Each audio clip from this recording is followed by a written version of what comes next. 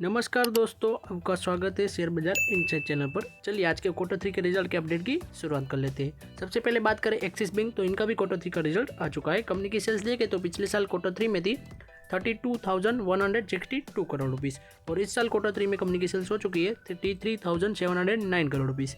Company की sales यानी कि कंपनी को जो पैसा लोन बांट के कमाया है उसको ही कंपनी का रेवेन्यू या फिर सेल्स कहेंगे या फिर उसकी टोटल इनकम कहेंगे। यहाँ पर ही कंपनी के सेल्स में देखें तो 4.81% की ईयर ऑन ईयर बेस पर तेजी रही है एंड क्वार्टरली बेस पर देखें तो 4.33% के अराउंड की तेजी रही है।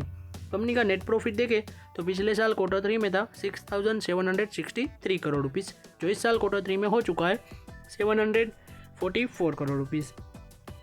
कंपनी के नेट प्रॉफिट में ईयर ऑन ईयर बेस पर देखें तो 4.15% के अराउंड की तेजी रही है एंड क्वार्टरली बेस पर देखें तो कंपनी के नेट प्रॉफिट में 26% प्लस की तेजी रही है। कंपनी का रिजल्ट देखें तो ओवरऑल ठीक ठाक आया है, अच्छा ही आया है। अब देखते हैं कंपनी के स्टॉक प्राइस में कल के दिन क्या इसकी इम्पैक्ट होगी, क्योंकि आज तो 26 जनवरी है, उसके हिसाब से आज के दिन मार्केट में छुट्टी है और आप सभी को भी 26 जनवरी यानी कि गणतंत्र दिवस की हार्दिक शुभकामनाएं।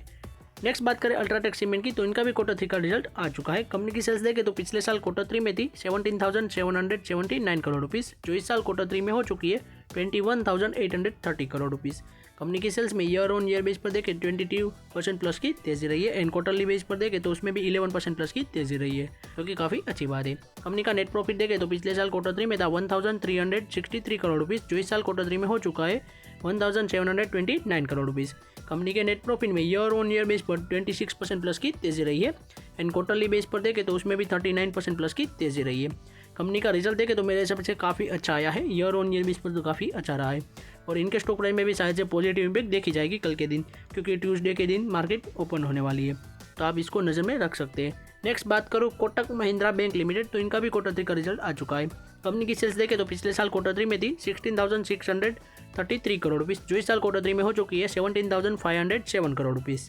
कंपनी की सेल्स में ईयर ऑन ईयर बेस पर देखें तो 5% प्लस की तेजी रही है एंड क्वार्टरली बेस पर देखें तो उसमें भी 2% प्लस की तेजी रही है। कंपनी का नेट प्रॉफिट देखें तो पिछले साल क्वार्टर 3 में था 4,701 करोड़ रुपीस, जो इस साल क्वार्टर 3 में हो चुका है 4,924 करोड़ रुपीस। कंपनी के नेट प्रॉफिट में देखें तो ईयर ऑन ईयर बेस पर 4.74% प्लस की तेजी रही है एंड क्वार्टरली बेस पर देखें तो उसमें भी 10% प्लस की तेजी रही थी। कंपनी का ग्रोस एनपीए देखें यानी कि जो पैसा कंपनी को नहीं मिलने वाला उसमें भी कमी होती हुई नजर आ रही है, 1.50 से 1.30 होता हुआ नजर आ रहा है, जो कि कंपनी के लिए काफ़ी अच्छी बात है, क्योंकि कंपनी को और ज़्यादा नुकसान नहीं होगा। इस वजह से देखें तो कोटक महिंद्रा बैंक का रिजल्ट देखें तो ओवरऑल काफ़ी ठीक ठाक अच्छा ही आया है। तो अब देखते हैं कल के दिन कंपनी के स्टॉक प्राइस में क्या इसकी इम्पैक्ट होगी। शायद से मार्केट पॉजिटिव मूवमेंट दे सकता है, क्योंकि एक्सिस बैंक और कोटक महिंद्रा बैंक के रिजल्ट मेरे हिसाब से तो अच्छे आए हैं इस हिसाब से, और इनकी एनआईआई यानी कि नेट इंटरेस्ट इनकम रही है तो उसमें भी क्वार्टरली बेस और ईयर ऑन ईयर बेस पर काफ़ी अच्छी तेजी रही है। अब देखते हैं कल के दिन कंपनी के स्टॉक प्राइस में इसमें क्या इम्पैक्ट होता है। तो आज के अपडेट की बात करूँ तो हमारी यहीं तक थी। ऐसे ही वीडियोस देखने के लिए हमारे चैनल को सब्सक्राइब कीजिए और बेल आइकन को ऑन करना मत भूलिएगा। Thanks for watching.